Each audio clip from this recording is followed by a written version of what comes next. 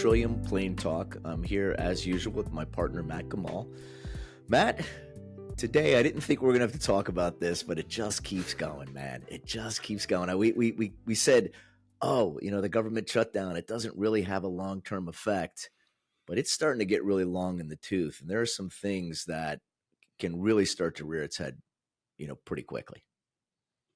Yeah, we are coming up on a month here. So it is, there's been some things that the administration has been to kind of able to squeeze in. There were some payments to the troops that they were able to, I don't know where, find money for.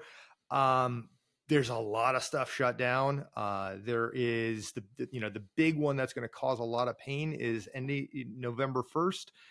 People are not going to be receiving SNAP benefits anymore. So I guess the program had money for October, but in November 1st, it's turned off, which is going to be devastating to those families who rely on that. And I think we're going to have a lot of complaints to Congress. So that's kind of like the week ahead. Unfortunately, the stuff doesn't move that quickly. And if there's a solution, it's going to feel like a Band-Aid because the underlying problem, the disagreement seems to be around these Affordable Care Act subsidies. That's not an easy solution. So hopefully we get the government reopened with a continuing resolution. But I don't know how they solve the disagreement they've got there. So I think it's two levels. I definitely, I certainly feel for the families that won't get the SNAP benefits. And hopefully, there's another week or so we can get to that. But that doesn't necessarily have the effect on some of the things, the economy that I'm starting to feel could have an effect. And so when you start seeing flights shut down because air traffic controllers are calling in sick, now we're affecting commerce, number one. Number two, and I travel a good amount for business. I didn't have any trips scheduled. If I did, I'd probably be like, well, I'm not going to buy that ticket yet. I mean, you're coming down here to go to a conference with me in about 3 weeks, right? I mean, that's something right there where it's like, now you're planning for more time. Those are the kind of things that even like folks like yourself go, well, maybe I won't go to that one this year, right? Because I don't want to get stuck in the airport or possibly canceled. Now we have a storm ripping through, another country. Or countries, that's going to affect air travel as well all over the place. And you don't have the right people doing the job right now. So some things, it's interesting. I saw your senator, who I hate, Ron Johnson, but he did say something that I thought was really, really good. He keeps trying to push a bill that makes shutting down the government illegal. Right. He's like, okay. He's like, we always end up with the continuing resolution anyways. So he's trying to, say, why don't we just get rid of that? And I think he actually, there's probably an agenda on that one, but I think he put another one forward that said, okay, why don't we put a bill for essentials, for the military, for air traffic control, for some of the different things that are out there now. But I believe we're getting to a point right now where these little trickling effects can have some real damage. Probably not long term, but as people are looking at their accounts and all, maybe next quarter and the quarter after. Yeah, I agree. I don't think it's long term. It's one of those things that just you lose confidence in their ability to be serious about their job. And when Congress isn't doing their job and just keeping the lights on and public places and keeping TSA paid and getting the air traffic controllers to work and all those essential services, that's not good. Congress was also already not very popular. This isn't helping their case. So yeah, it's a problem that will, I agree, work itself out over the next quarter or so. Travel, hotel companies, airlines, that's going to show up in the next quarter or two that they were diminished. They were hit in their earnings. Another aspect of this is a lot of information comes out of the government from government reports that is just missing. And frankly, we're probably not going to go back and get it. They're not going to go search for what October data was because they weren't at work in October. So they'll just move on. Interestingly, you probably saw in the news that the CPI has to put out a report. It's because there's a bunch of things tied to it. There are cost of living adjustments for Social Security that has to, like, they need a number to go off of. And Yep. so the Bureau of Labor Statistics has to produce something. So that's why out of everything in October, they gave like one number on inflation data.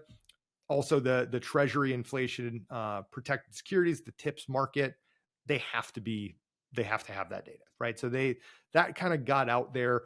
The good news is it was fine. It's not two, so we're nowhere near two yet, but we are certainly off the highs we had for a few years there. It's heading in the right direction. It seems to be slowing down. Rate of change still higher than we'd like, but that kind of leads into this Fed decision. They got a meeting, I think this week, coming up soon, I think it's and tomorrow. they will, yeah, they're supposedly going to announce another quarter point rate cut. And the CPI data just kind of reinforces that. It's like, yeah, inflation's not a scary number anymore. Jobs are more concerning. You should cut rates to, ease conditions in the business world so that jobs aren't overly hurt. So that's kind of a positive outlook, I guess. It's a very active, Treasury Secretary. Scott Bessent. I watched him Oh on yeah. TV the other day, and I kind of listen. I liked it. They got to defend their position sometimes, and I've talked about on this before about how the Fed at times trades, and well, as does the government in rumor. They kind of put stuff out there purposely to do stuff, but really saw Bessent face somebody down when they were like, "Well, beef is up this much, and this is up this much," and he was like, "Yeah, okay, well, you can cherry pick whatever you want." He's like, but inflation, even with those numbers, is more under control right now. And I like the way he's kind of defending the position because so many things are moved on rumor that you got to get Mm-hmm. both sides of it. Now, right now, um, it's not even worth turning on because I can tell everybody, whatever channel you turn on, one side's blaming the other side, and boy, they have great arguments. They both do, Mm-hmm. right? If if you're on their side, right? And we're somewhere in the middle. But it's a great segue, actually. So one of the things we wanted to talk about today, and you just kind of alluded to a little bit, how um, earnings and how they may be affected the next quarter or the quarter after. But this time, earnings were really good news. Yeah. So we are in the heart of earnings season. So it starts mid-October. So generally like 2 weeks after a quarter ends, new one starts. Companies start coming out with their quarterly earnings. And it's been pretty good. I heard a stat today that was 85% of S&P companies reporting so far have beat expectations. Part of that's gamesmanship, right? Companies know to kind of guide a little bit lower, get their analysts to think it's going to be a little bit lower, and then they beat by a couple cents, right? It's a game, but Mm-hmm. it's one that everybody enjoys. Like it, when everybody beats, it's great. It's just a sign that the market is strong. These companies are legitimately strong. It's not just that the stock market is, it's that their underlying fundamentals of their earnings are doing pretty good. We've gotten a lot of clarity around tariffs, right? That was the big story earlier this year. Big concern. Nobody knew where it was going to go. We've gotten a lot of clarity. Companies have. And so now we're kind of in a post tariff, confusion era where we can move forward past that. They are what they are. And companies can plan around that and have pretty good earnings. And so couple stats I had pulled just for relation, just since kind of earnings season starts, I think the S&P total return is up a little over 3%. That's good for a month, a couple weeks. The other one I wanted to look at was total return this year on the S&P's about 18, a little over 18% since the start of the year, since the bottom of the market. So it was about April 8th or so, 39% up off that level, right? So we've had just a massive rally coming off of a big drawdown from February into the tariff announcement, and we've got it all back and then some. So it's really interesting what you said about the number of companies in the earnings because, again, we're seeing the market continue to hit highs. And, Cherry had a client in here today smart guy, good client, and still is like, yeah, but the bubble's coming, right? He's kind of refused to be in it for a while now. And he's like, I know I've missed it. And we're always telling people, heck, we had people in the market, it was at 4,400 predicting the bubble. And here we're, at almost 7,000, fast forward just a couple of years. What I think I want investors and clients to know right now, though, is what you said there. 85% of companies in the S&P beat earnings. That's strong.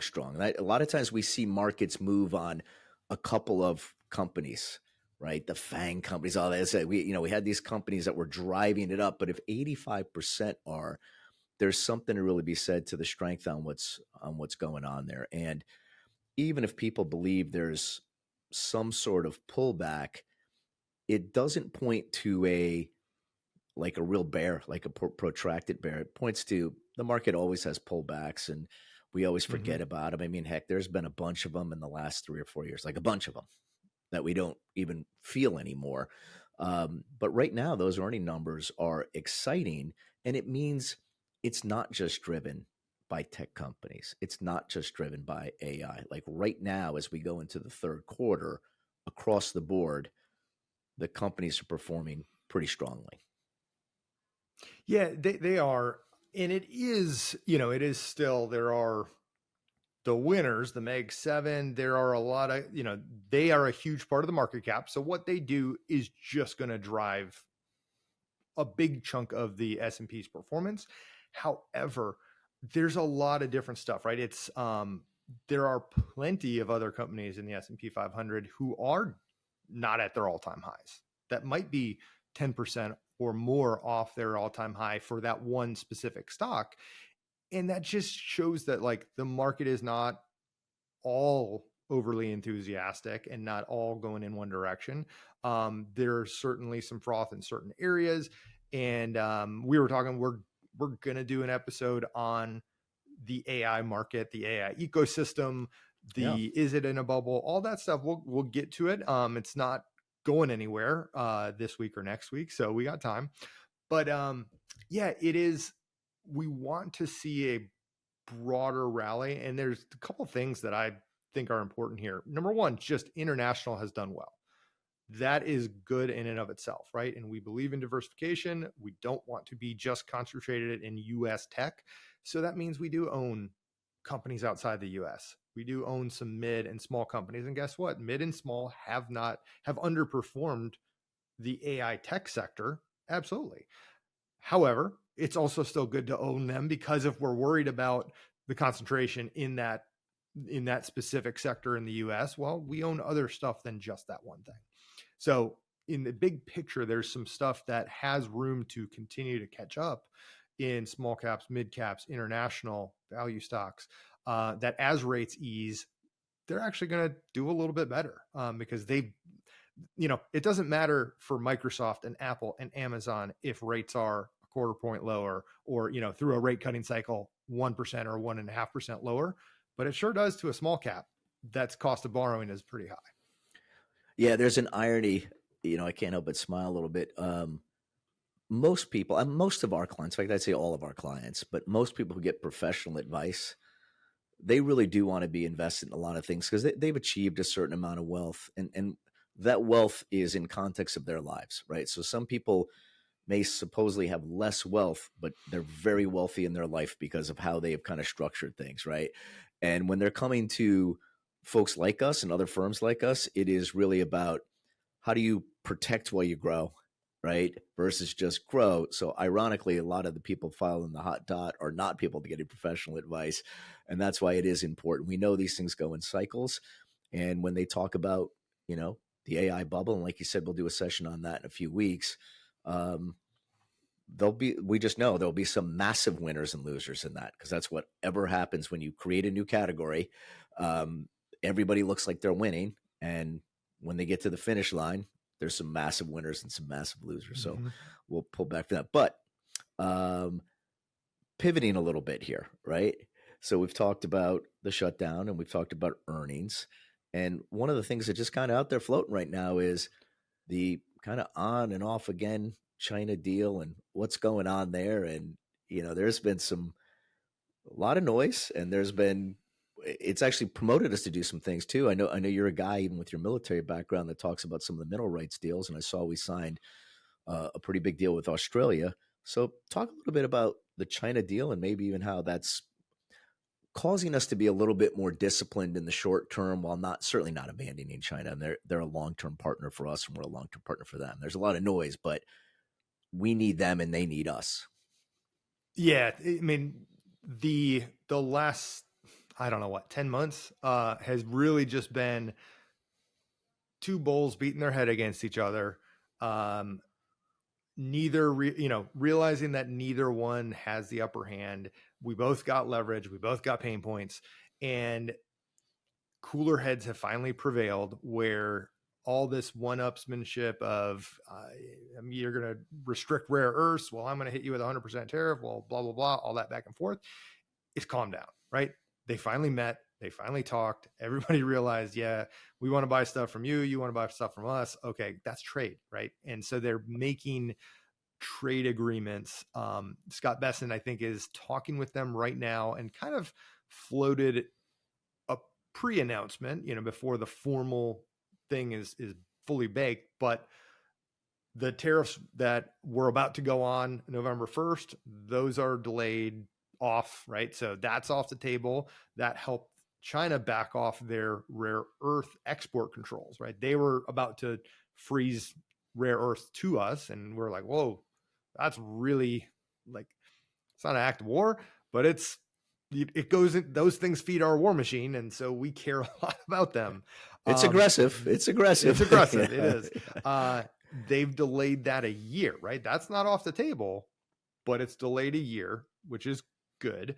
Our farmers have not had a good year with, basically, like, China stopped buying soybeans from us and said, I think it was Argentina, like, they're just buying all the soybeans from Argentina. So our farmers, their kind of marketplace dried up. They're trying to find other consumers of it. China agreed to restart that, those purchases, and do it for years to come, which is good. Something, they decided something about fentanyl. China is notorious for exporting precursor chemicals to fentanyl. If they help us with that, that's great. Who knows how we actually enforce that, and it doesn't go through the black market, but that's good. And then something about TikTok. I don't know, like, this whole TikTok thing has been ridiculous to me. But yeah, they're finalizing some kind of deal for U.S. companies to run the U.S. TikTok operation.